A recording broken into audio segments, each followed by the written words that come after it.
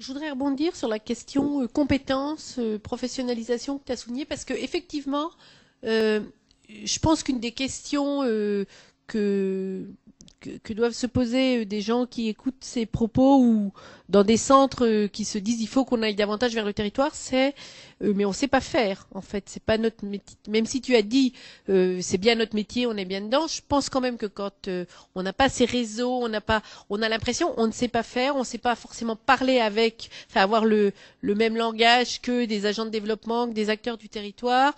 Je pense qu'elle est clé cette question de compétences. Et alors toi, Thierry a expliqué nous, ce qui nous a mis le pied à l'étrier, c'est quand même la formation agent de développement. N'empêche que c'est peut-être quelque chose sur lequel il faut qu'on s'arrête.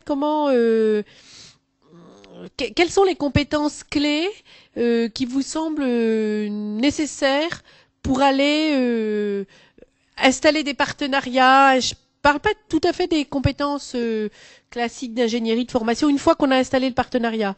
Mais voilà, t'as dit, finalement on est sur le même métier que le métier de formateur. En partie, oui, tu as expliqué pourquoi. Je pense qu'en partie, pas tout à fait non plus.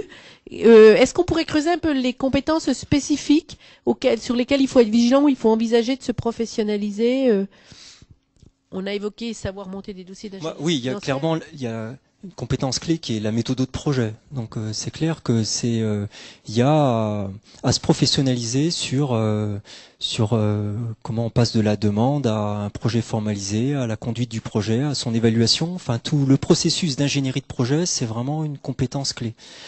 Après, une deuxième compétence clé, c'est l'animation du projet. Donc ça renvoie à toutes les techniques d'animation, de communication que un formateur souvent maîtrise, ou en tout cas a maîtrisé, mais qui est de savoir mettre en place des groupes de travail que l'on va qui vont être des lieux où on va créer les conditions pour qu'émergent des projets individuels ou collectifs. Une autre compétence clé, c'est la compétence d'identification de la variable PFH.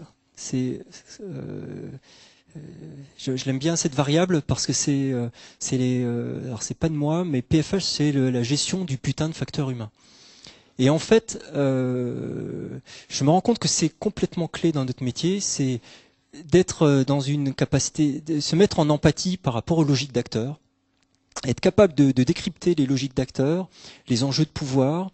Et en fonction du projet qu'on est en train de conduire, de le piloter d'une certaine manière, où on identifie les facteurs de risque et on essaie de les réduire, les points un peu d'ancrage sur lesquels on va s'appuyer pour développer le projet.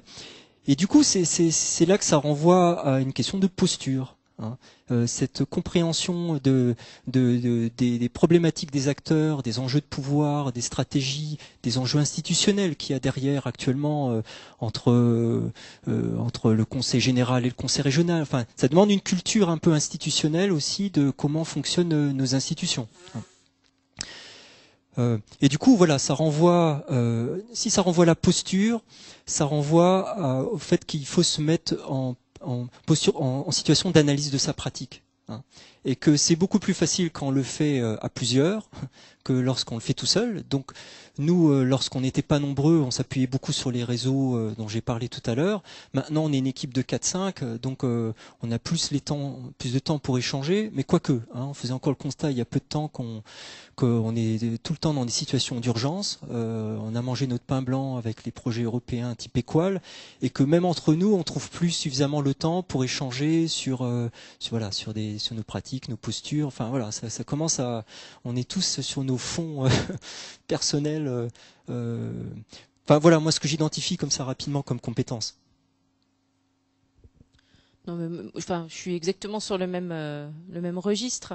Effectivement, peut-être insister sur le fait qu'on est quand même dans un monde assez compliqué avec énormément d'enjeux. Effectivement, vous le précisiez.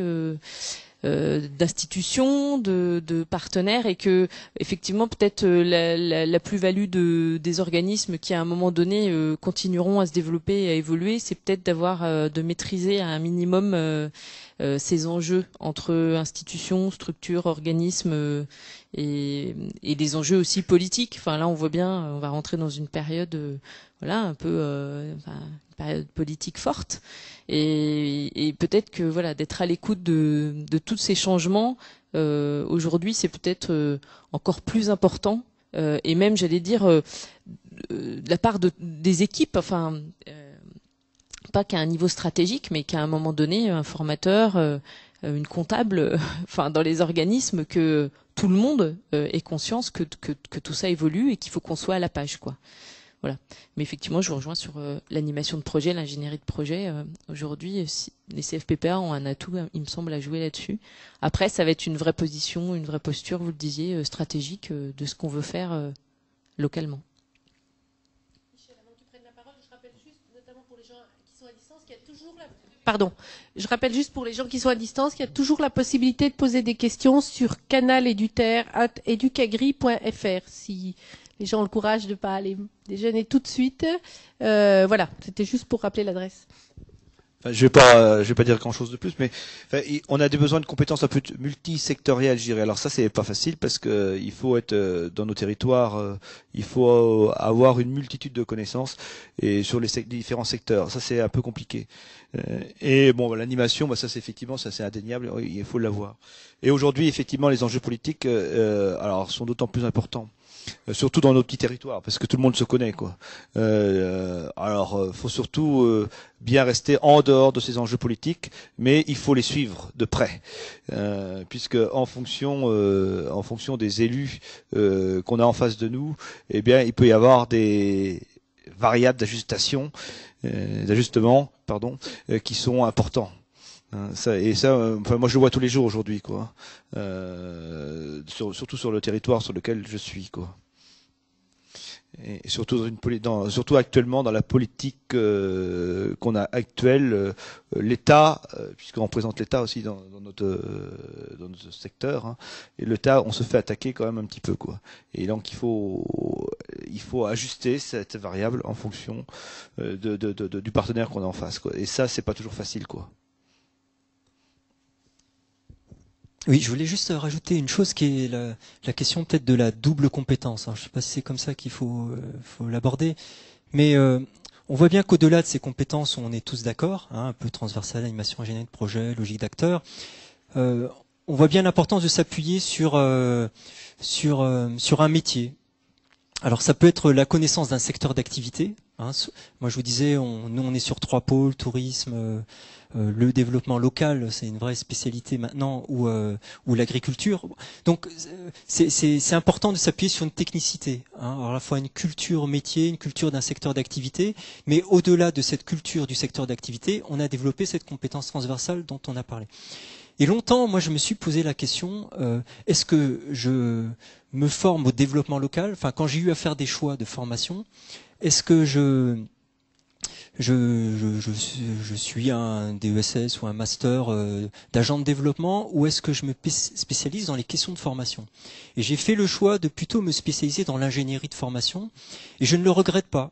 Parce que je vois bien que je reste quand même un spécialiste de la formation. Au-delà d'avoir les secteurs d'activité, j'ai cette identité, hein, de savoir comment analyser des métiers, des compétences, de mettre en place des formations, de connaître les leviers de financement, et que du coup, parce que le risque, si on est un généraliste du développement local, ça peut être de devenir un brasseur de vent. Hein, c'est-à-dire de faire fonctionner la compétence d'animation, gestion de projet, cette transversalité, mais un peu à vide, parce qu'on l'a jamais raccroché à soit à un secteur d'activité bien identifié, ou à un métier qui a ses compétences bien identifiées.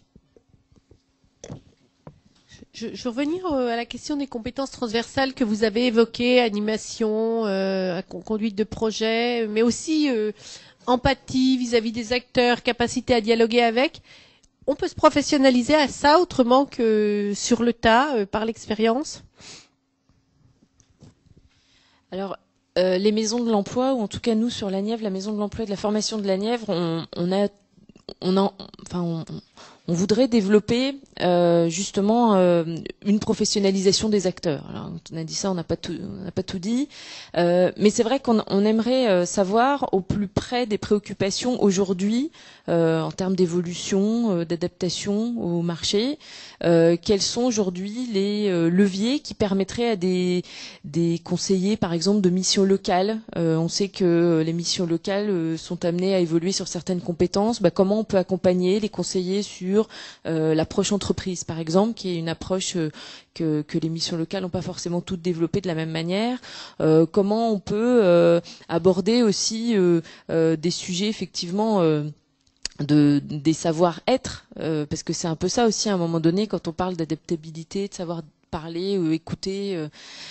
Alors, il me semble que c'est possible quand même de donner quelques bases de ces éléments-là. C'est possible aussi de tendre vers une culture du travail finalement qui est aussi peut-être différente de celle qu'on a vécue jusqu'à maintenant et on peut apporter quelques éléments. Mais effectivement, la pratique ne remplacera jamais la théorie.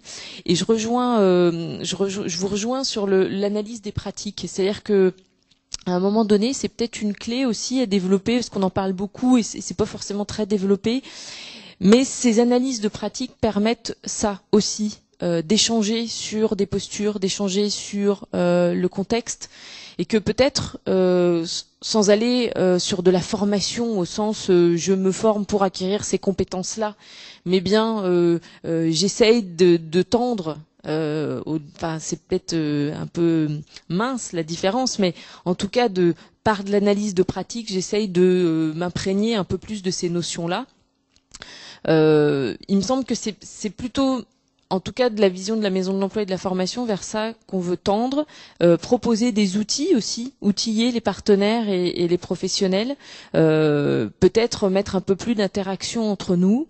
Nous, on a développé notamment un intranet, un extranet, qui permet à tous nos partenaires, mais d'ailleurs au-delà, ça pourrait être vous aussi si ça vous intéresse. On met en ligne tous les projets de la Maison de l'Emploi, les projets en cours, les projets terminés. Et ça peut être aussi sur de l'outillage de réseaux, pour créer ces fameuses zones d'échange, qui me semble qu'on pourra tendre vers de l'adaptabilité, vers des échanges sur des postures à avoir les uns et les autres. Je n'ai pas grand chose à rajouter, mais je pense je ne sais pas si ça acquiert en formation, mais il y a l'échange de pratiques entre les formateurs ou entre les personnels qui peut être un levier pour avoir quelques acquisitions dans ce domaine. Après, je pense que dans sa culture générale, on l'acquiert au cours de sa formation, quoi, tout au long de la vie.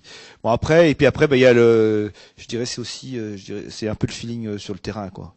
Hein, ça s'apprend au fur et à mesure de son expérience sur le terrain. On se brûle les ailes un peu de temps en temps quand on commence. Quand on se fait brûler les ailes une fois, on essaye de pas se faire brûler deux fois.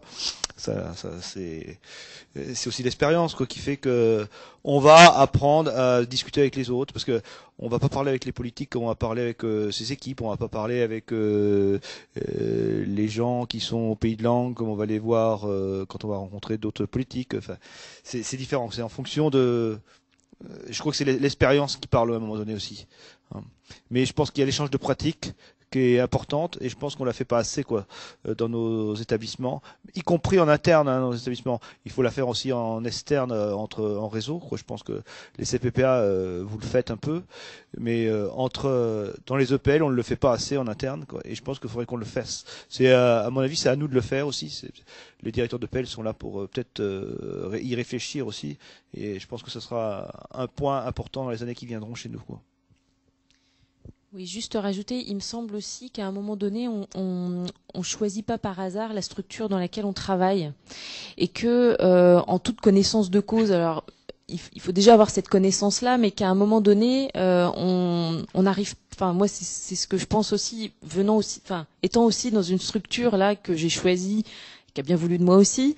Mais il me semble aussi que voilà, cette notion de développement, d'évolution, etc., c'est aussi des choses qu'on a aussi en soi. Alors peut-être qu'on a construit aussi avec son expérience, mais la posture qu'on prend quand on est dans une structure, elle est aussi importante et conditionnée par ce choix-là.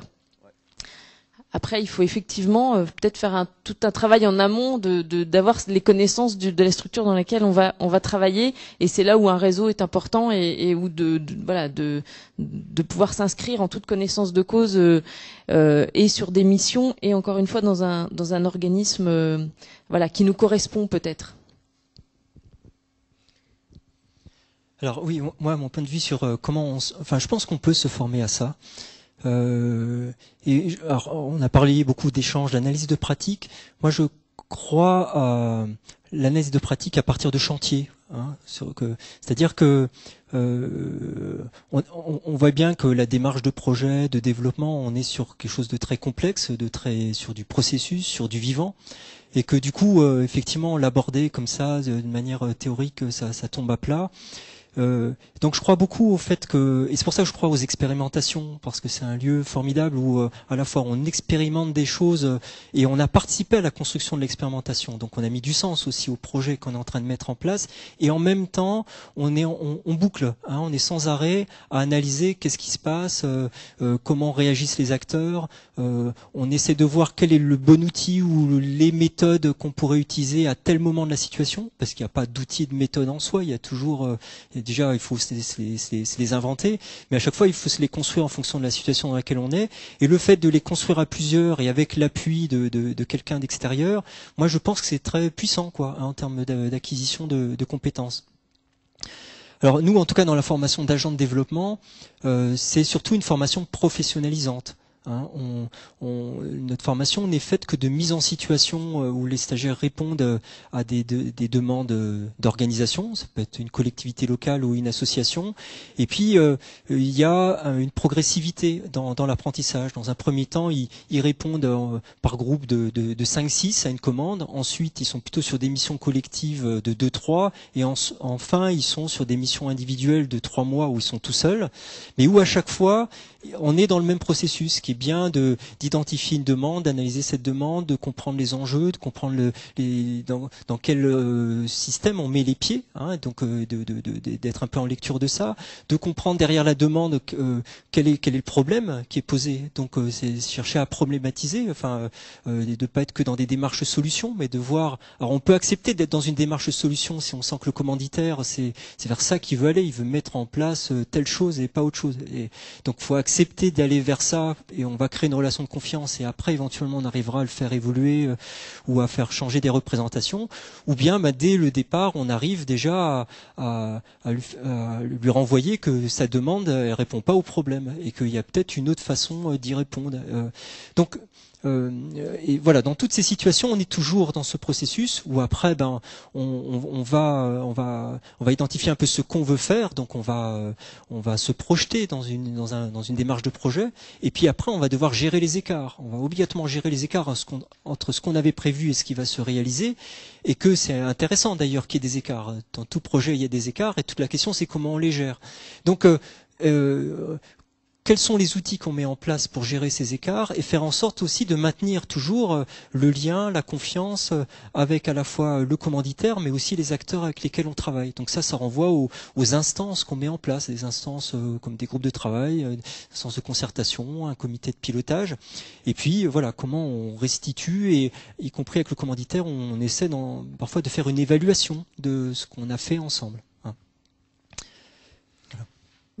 Pour compléter ton intervention, et puisque tu as le micro, il y a une question qui t'est adressée plus particulièrement. Quelles sont les compétences des 3 autres collègues de Thierry Blanc? Car nous avons bien compris que toi, c'est l'ingénierie.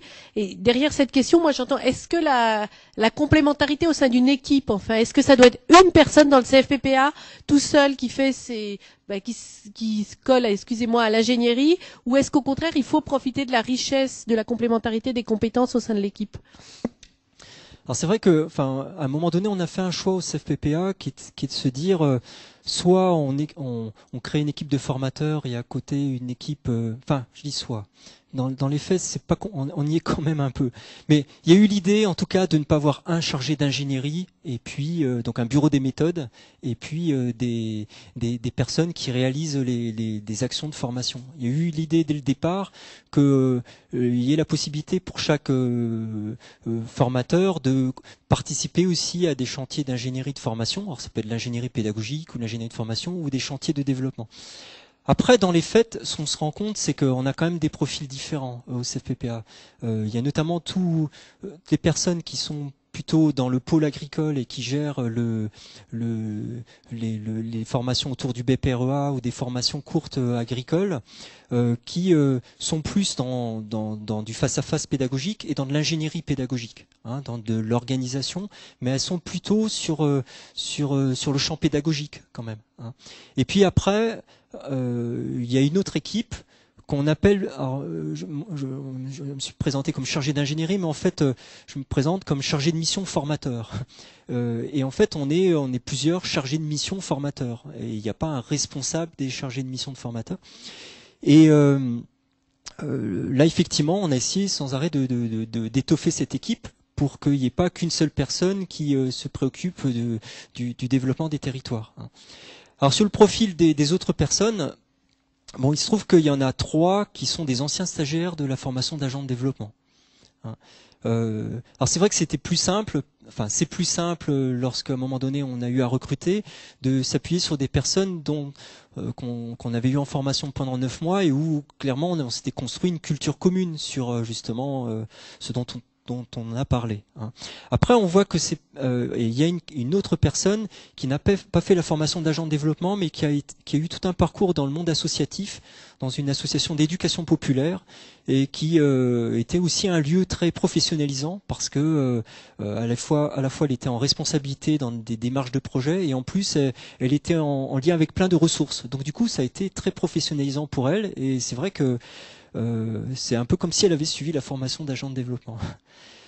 Après, les entrées sectorielles sont différentes. Il y a des personnes qui sont plus dans le domaine agricole, d'autres plus dans les questions environnementales. Moi, je suis plus sur les questions de tourisme. Donc, effectivement, en termes de secteur d'activité, on est complémentaires.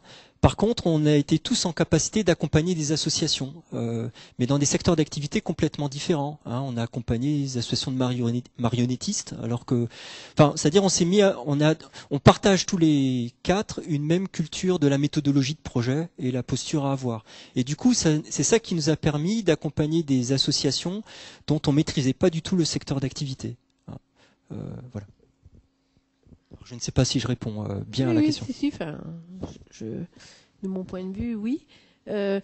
Sur cette thématique de la professionnalisation, je voulais juste faire une information complémentaire qui va peut-être apparaître comme un peu de pub, mais ça n'en est pas vraiment. C'est qu'il y a quand même, pour les formateurs et acteurs des CFPPA, il y a un dispositif qui est à votre disposition, qui s'appelle Tutofop. J'en parle d'autant plus à l'aise que c'est un dispositif qui est financé par la DGER et par l'Union européenne et qui est mis à disposition gratuitement. Donc il n'y a pas derrière, on vend quelque chose et dont il faut s'en approprier parce que son objet même, c'est de contribuer à la professionnalisation sur les thématiques de l'ingénierie dans les centres, c'est-à-dire qu'on n'utilise pas Tutofop pour se professionnaliser à la géographie ou à l'économie ou aux nouvelles performances autour de la traite, mais par contre, pour découvrir ces nouveaux métiers, les nouveaux métiers, alors d'ingénierie pédagogique certes, mais pas que, y compris qui mobilise l'ingénierie de développement, c'est fait pour quoi. Et on est bien dans une logique de professionnalisation, pas que dans une logique de formation, c'est-à-dire qu'il y a une vraie étape d'analyse de la demande,